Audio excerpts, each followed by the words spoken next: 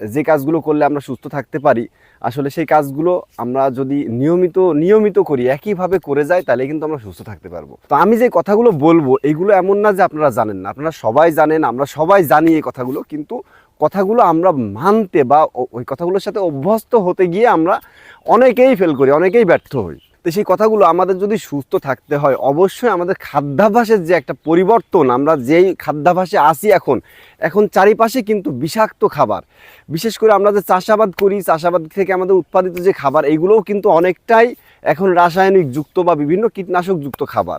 এর মধ্যেও তো আমাদেরকে সুস্থ থাকতে গেলে আমাদের কিছু করণীয় তো আছেই।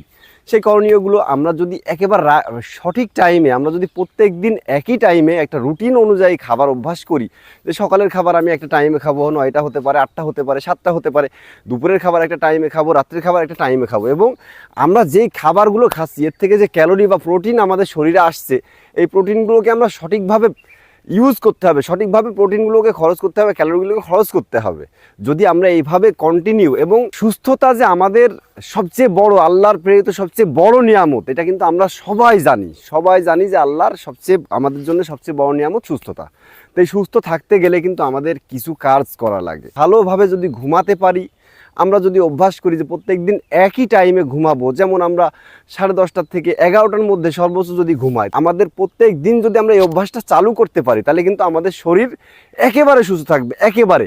আলহামদুলিল্লাহ আমি অনেক সুস্থ আছি, কারণ আমার দীর্ঘদিন আমি কিন্তু কোনো মাথা ব্যথার ঔষধ বা গ্যাসের ওষুধ খাওয়া লাগে না, কারণ আমি আমার অভ্যাসটাকে পরিবর্তন করে আমার শরীরের সাথে একটা সুন্দর সেটআপে আনতে পারছি। আসসালামু আলাইকুম। আমরা কিন্তু আমাদের খাবার বা আমাদের ঘুমের বা আমাদের নিয়মিত যে চলাচলের যে একটা অভ্যাস, এই অভ্যাসটার পরিবর্তনের মাধ্যমেই কিন্তু আমরা আমাদের শরীরকে ভালো রাখতে পারি। বিশেষ করে আমি পেরেছি আমার শরীরকে ভালো রাখতে, আমার কিন্তু কোনো ওষুধ খাওয়া লাগে না, আলহামদুলিল্লাহ আমি অনেক সুস্থ আছি।